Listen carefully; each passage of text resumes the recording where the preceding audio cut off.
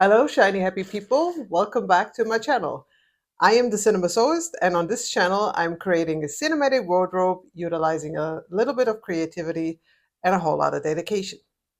Today, I am proud to present to you the very first Cinemake of 2024, which is probably you're going to think, wait, in the last video, she announced a new Cinemake. Yes, that Cinemake is following after this Cinemake because I do want my first Cinemake of 2024 to be one of my Make 9 for this year. And sadly enough, we are already in July and I haven't started on my Make 9. That's how successful I was this year on my Make 9. I have a lot of reasons for that, but let's just not talk about them for now. We are going all in on making one of the Make 9s for this year. I am going to start, as I have announced in my last plans video, with the Cinemake of Scandal in Sorrento meets, because the theme is this year a movie meets a designer, Scandal in Sorrento meets Zimmerman. And why that is, how that is, you're going to hear all about it right now as I'm talking about the movie, the fabrics, the patterns, and the outfit. So let's jump right on in. All right, so talking about the movie Scandal in Sorrento, or Pane, amore, which is an Italian movie from 1955, believe it or not. This movie is almost 70 years old. And for me, personally, why I chose this movie was because I did discover a certain scene which became quite famous through YouTube and social media when you go with vintage fashion, vintage looks, and that is the Mambo Italiano dance sequence, in which the ever beautiful, divine, magnificent Sophia Loren is dancing the Mambo Italiano in this gorgeous, gorgeous red dress, which I hope I can put up some pictures here. And now, if you're wondering if I'm making this dress, no, I'm not. Technically, I already did. I did recreate it, not in red, but in a floral fabric. I can also put pictures up, and I am planning on remaking the original in a red fabric, but that is for another day. And before we talk about more about the outfit that I'm actually making, let's talk about the movie. So the movie is from 1955, directed by Dino Risi, and it's an Italian movie starring Sophia Loren, who at the time was 21. I didn't even realize until I kind of looked it up and I was like, oh, wait a minute, she was 21 in that. She looked so adult and so, you know, yeah. But at the time, women looked not older, but more mature, even in a very young age, because of the way they dressed and the way they, well, held themselves together, I want to say. But anyway, the story is about, if I understood this correctly, it's about a police officer who comes to this little place of Sorrento, which is by the sea. It's a gorgeous Italian little village. And what happens is that I think he's supposed to move into a place, but I think the character that Sophia Loren plays is already living in that place. And so she's trying to kind of woo him so that he is not going to throw her out. At least that's the gist I got from Wikipedia. Now, I have to say, I did yesterday try to watch the movie. It is uploaded on YouTube, but it is, of course, uploaded on YouTube in Italian without subtitles. So I understood about 30–40%. And considering that I don't speak any Italian, that's really good.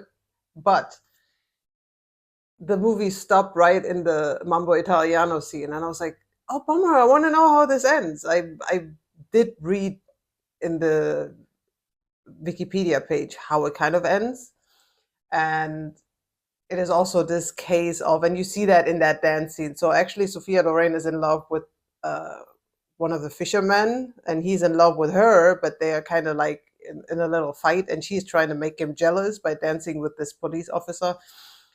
But yeah, it's a very cute movie. From the gist that I got, it really made me smile occasionally.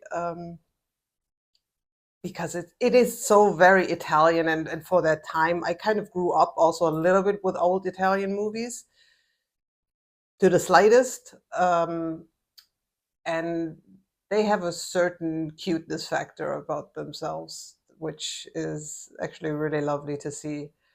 But yeah, I will try to at some point see the whole movie, maybe subtitled. Maybe it gives more context and that I can fully understand it. But it's a very cute movie. That to say. I mean, I could already get the gist. It is just a cute movie, very harmless, nothing spectacular. The biggest thing about it is, for me anyway, the fashion though. It's so, I like seeing older movies in the sense that how everyone was really trying to look well put together. I mean, Sophia Loren, she plays kind of like this fish selling maid at the market, and still she is dressed in the most glorious, most elegant way, even though she is, yeah, supposed to be just one of the working folks, right? Her hair is already perfect, and she wears those gorgeous dresses and the outfit that we're going to talk about in a bit. And it's just so refreshing to see, in contrast to probably today how we are casual and sometimes maybe a little too casual. So I really enjoy that about older movies. Also, when I watch other movies like Hollywood movies, and they're all well put together, even when they just get out of bed, which is a bit of a stretch, but okay, never mind.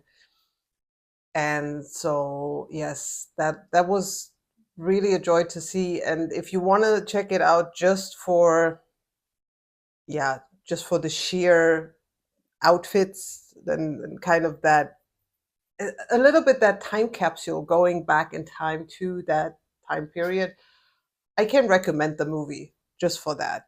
Like I said, it's nothing mind blowing. You're not going to be blown away, but it's just cute and a nice, yeah, it's just a nice time jump back into that decade. Like I said, 70 years ago. But yes, that's all I got on the movie. Now let's move on into the actual outfit.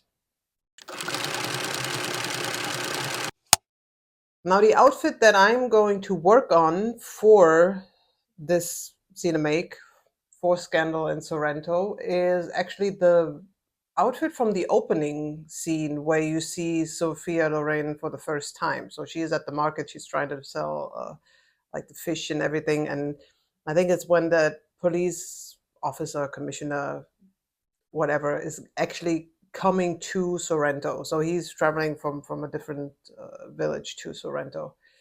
And yeah, she is wearing this very cute top. It's like a blouse because it has a um, button front, and I'm gonna get to that in a second. And a skirt with, well, because she's working at the market, she has like an apron, like crumbled, but not crumbled, but like a draped apron on top of it, where you can just uh, clean your hands off and stuff. So it's like really, it is a very worker woman outfit, but it has that romantic touch and that cuteness that I really liked, especially with the blouse and that pencil skirt below it. And I was thinking, instead of making the Mambo Italiano dress for this one, I am going to actually recreate that look and just give it that little. It's supposed to be also a nice summer outfit that you can wear even to the office. I find it office appropriate. You could throw a blazer on top of it and just mix and mingle a little bit, clash a little bit the styles there. And especially because you have that pencil skirt. I find it looks almost smart, even though in that context it was like a working woman. Kind of, when you think of it, kind of unpractical for a woman having to move around all day in in an outfit and doing also kind of physical work, because when you work at the market, you're standing around, you're running around, you're doing all of these things. But it also goes to show you that back in those days, that wasn't really a concern for being also in fashion. Women were not really in the position to dress comfortably. And yes, so that is kind of the outfit that I have made up my mind doing. So it's going to be this white blouse with the little puff sleeves, which have a little bit of a catch if you can see it on the pictures. So it is made into a puff sleeve with a bit of elastic, but then you have the frill on the bottom, not that the hem is being elasticated, but a little bit above the hem, and then you have the effect of the hem just creating that sort of frill below it. Yes, it has the little bit of ruching around the neckline and the button front. And maybe you're realizing, because I haven't talked about this yet, what I'm actually wearing today. This is the trial version of the pattern that I'm using for this outfit. So I've trialed this one to see if it works for what I'm looking for, and I think it does. But I'm going to explain to you what I'm also going to do to the pattern to make it work the way I am intending it to. And what else is there? There is this little, and I think if I remember this correctly, this is like trim. I think it's kind of crocheted. So it has like these little scallops that are crocheted, which I'm not going to do. I'm actually going to use a little lace trim around the neckline in that case, which I've just ordered off of Amazon. I'm trying some things out because I'm not entirely sure what I want to do there. But that is how I want to highlight the neckline. For the button placket, I'm not going to do a button placket. I was considering hacking the pattern that I have, which is this one, and add a button placket, but because of this elasticated neckline, I think it's going to be very difficult. I think it's possible, but very difficult to make that all line up. So what I'm going to do is just sew on right in the middle, right at the center front, the buttons as decoration, and I just call it a day on that. I think it looks good enough for the look that I'm going for. And yeah, for the skirt, what I'm actually going to do differently is, instead of that apron draped over the simple pencil skirt, is I'm going to add actually a cascading ruffle over the simple pencil skirt as an integrated piece, so that it gives a little bit that look. And then it's also going to have a bit of an homage to this fisherwoman's look, but then also go into looking a little smarter and a little bit more modern for, like I said, for the office or whatever it is that I'm intending to wear it for. So that is kind of the idea for the outfit. Now let's jump right into the fabrics, because then you know why this is a collaboration work with Zimmerman. So if you have seen my Make 9 plans back from January, and yes, this is already 6 months old, that video, I'm so gutted that I haven't started early on this, but never mind, I'm starting now. If you haven't seen it, I'm gonna link it in the description box below. just if you're interested to see what else is going to come up, because it kind of gives a little bit of a spoiler alert, not too much though.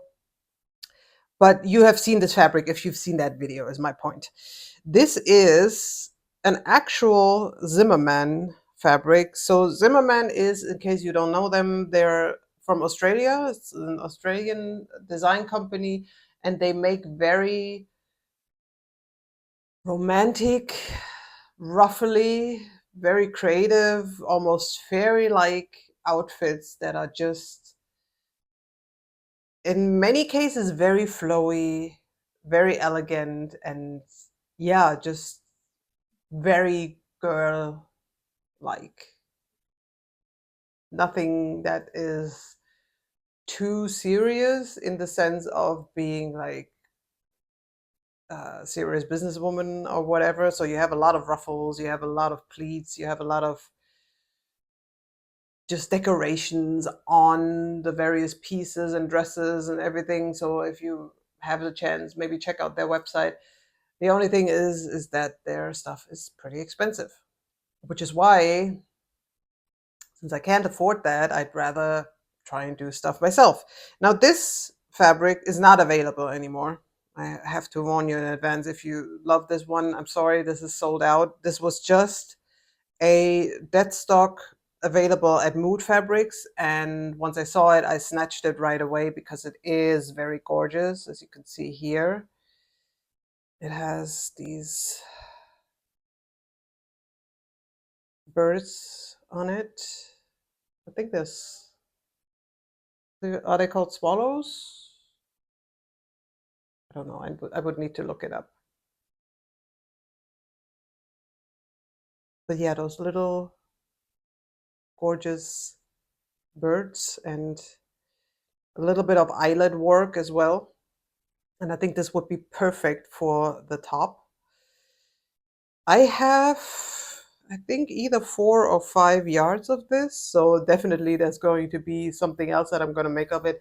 I was thinking of a multi-tiered skirt that could then also go with this blouse, make it a complete look, because I like the white kind of dress look for summer, like the romantic dress look with the expansive skirts and stuff. What I do appreciate, and you can tell by looking at the fabric, is I have to line the blouse because this is way too sheer for anything. And I need to see what I'm going to do in regards to that. I don't even remember what material this is. This might be a silk, if I'm not mistaken. It wasn't very cheap. I remember that much. But I was just like, screw this, I'm gonna get this because it's amazing. Yes, and this is going to be the top half, the blouse of this outfit. And then you can imagine you have that little black trim and buttons. Now for the buttons, I have 3 different ideas at the moment because the favorite idea of mine, I have actually too few buttons. Then I have a second idea, which technically I have too few buttons, but I could make it work. And then there's a third one that is probably my least favorite, but I would have enough buttons. But yeah, that's gonna be the blouse. The skirt. For the skirt, I have a fabric that I have sewn up a couple of months ago, which was again a Minerva brand ambassador make. Funny enough, that was the Maria dress by Gertie. And I happened to have so much fabric left that I thought, why not make the skirt out of it? In the movie, she's wearing the white blouse with the black trim and then the black accents with a green skirt. I was never sure what the actual color was because on the pictures it always looks different. Sometimes it looks gray, sometimes it looks green, sometimes it looks this or that.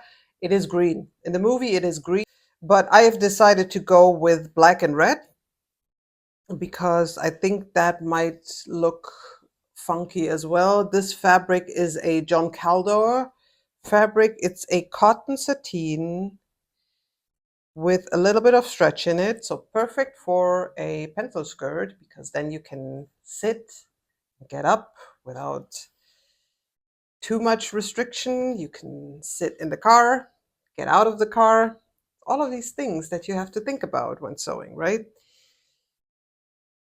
And I got 1.5 meters of this one left, which means I probably can get what I want to do in terms of the skirt out of this fabric. I also have a black satin fabric that I might use for the cascading ruffle for the lining part. Because yeah, let me just talk to you right now about the patterns that I'm utilizing. Because talking about the patterns is also going to give you an idea why I might need that black satin. So let's start with the skirt. For the skirt, I'm simply going with a simple pencil skirt. I have made one in the very beginning when I started sewing, and I still have that pattern and it fits well. I need to look what pattern that was, and I can pop it up for you and let you know. But it is a simple pencil skirt. You could also even draft your own pencil skirt. That's like the simplest block that you can actually draft, is from your own measurements, make a pencil skirt. And I could do that, but then I'm also a little time restricted, and I have that one pattern already at hand, and that one works, so I'm going to utilize that. What I'm going to do is I'm going to pattern hack by utilizing pattern drafting. So I'm going to make a copy of that pencil skirt, and then I'm going to add the cascading ruffle. I can put up a picture of the video that I'm intending to use. It's a YouTube tutorial, and I'm going to link it down below too, how to actually draft that. So I'm going to make that and make this the skirt that I'm looking for that look. And like I said, probably I get the whole skirt, including the cascading ruffle, out of this. I might have to line it with black satin, but I think, because at first I was thinking of doing the whole cascading ruffle in black, I don't think I have to do this, because 1.5 meters is a lot. It's a lot of fabric. And for the blouse, now we're getting to this thing here. I can also get up a little bit, sit back down. This is actually, again, Gertie's charm patterns. This is the Rita blouse. And I bought the Rita blouse a while back and never made anything of it. But I bought it particularly for this look. And yes, I am finally diving into the Rita blouse. And yesterday, actually, I made this thing from leftover fabric from another make, which you are going to see soon in my upcoming lookbook. So I'm not going to talk about this particularly for now. But I did just want to try this out to see if the blouse actually works for me, and it actually works so well for me. I don't even need the side zipper. I put in the side zipper, but I can just pull it over my head and it fits. So yeah, there you go. I could nip this in more in the bodice part. I'm not sure if I really want to do that. I actually like the way that this flows right now, but we'll see about it. I'm still playing with a couple of ideas. I might actually go into a smaller size on the bottom, and I was thinking of actually creating more room here in the underbust line where the gathering is, so you see more of the gathering, because right now you only see the gathering in the neckline, and this actually disappears because boobage is in the way. So to create a little more there, I'm still thinking about it, but I'm also making it this weekend, so I don't have that much time to think about it anymore. We'll see. But yeah, this is the Rita blouse, and I'm gonna make it as is. The sleeves, like I said, so I'm going to make these sleeves again the way they are. I might extend them even a little bit further. Full disclosure, I have already extended the sleeve by 2 inches in length, That's why they fall a little longer here. I might go even 3 inches, and then I would like to make a casing onto the left side of the fabric to add elastic through it so that it then bunches in here, and then you have the hem like a free-flowing little ruffly end in line with the Sophia Loren look. I will add probably those little because there's one picture where she has, it's a different blouse, it's a little different but the same look, and there are little bow ties in black on each side. I find that cute. I want to replicate that. I will probably make it maybe with like a, because I have brochure needles so that I can just put it on and take it off however I feel. That's probably the idea here, but yes, so it's going to be the reader blouse and then a simple pencil skirt with the modification drafted to it to create the Scandal in Sorrento look. Yes, and that's all I got for now. I am going to get cracking this weekend on this. Like I said, the blouse I need to line. I'm not entirely sure with what. I might go with simple viscose, like white viscose. I think I have some left in my stash, just to have an underlayer so that you don't see my undergarments under the blouse. I know. Um, but yeah, let me know what you think. Are you excited? Because I am very excited. I'm actually very excited to finally get started on this. The worst part is this Cinemake was actually already supposed to be made last year. This was in my Make 9 last year and I didn't make it. Now it's in this year's Make 9 and I'm going to make it. I'm going to first make this Make 9 items that I carried over from last year because I would feel terrible if I still didn't get around to make them. So they are more on the top of my list, as you've seen also with me mentioning the coffee / foxy brown look, which I'm going to talk about in another video. Shocking. But yeah, let me know what you think. Let me know if you have other ideas, other requests. Do you want to see more in terms of pattern manipulation as well from my end? Let me know. I can gladly help out on that. But that's all I have for today. That's a wrap. And on that note, I hope you are having a lovely time. I hope you get to do some joyful things, whatever your hobby is, and I will catch you very soon. Take care. Bye bye.